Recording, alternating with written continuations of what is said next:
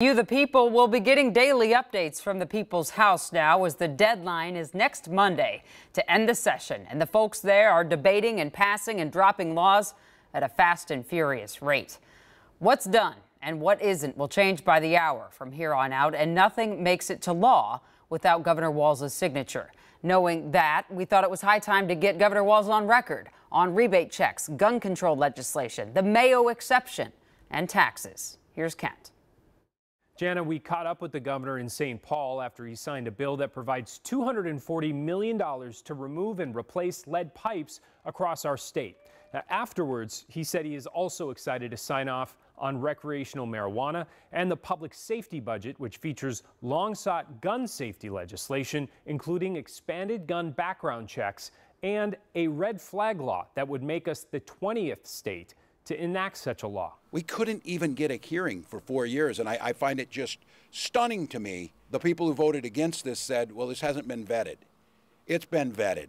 Of course, there are still a lot of big question marks, including the status of a massive tax bill. Legislators are set to expand the child tax credit, though a final dollar amount and income thresholds for families are still being discussed. Meanwhile, the governor says he has a deal to send $250 rebate checks to individuals making up to $75,000 a year. The amount could more than double for couples who make up to $150,000 per year. It will include children, each member of your family. So 2 parents and 2 children, that's $1,000 that they'll get back on the rebate side. Though he admits that's far less than the so-called Walz checks he originally called for. It'll be a little smaller than what we wanted, but I think there's other things we got for that trade that'll help families. The child tax credit will clearly be, I think, the most felt of anything that any state has done around taxes, maybe in a generation. That's going to happen here in Minnesota. So they're getting it. They'll work it out. One of the more controversial items still remaining is the status of the nurse staffing bill that we discussed at length on this show yesterday.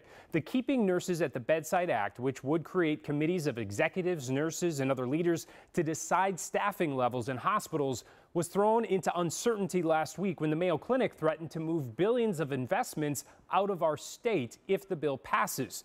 In recent days, legislators announced that they were working on a compromise that would essentially carve out an exception that would apply only to the Mayo Clinic Rochester Hospital. Now, as you can imagine, that received pushback from nurses and all other Minnesota hospitals who say this will hurt them as well. So we asked the governor where he stands tonight. I have said very clearly, I represented Mayo Clinic area for 12 years in Congress. They are a unique medical institution because of their teaching side of things and their global reach. I have said and spoken very clearly on that I think we need to make accommodations on that.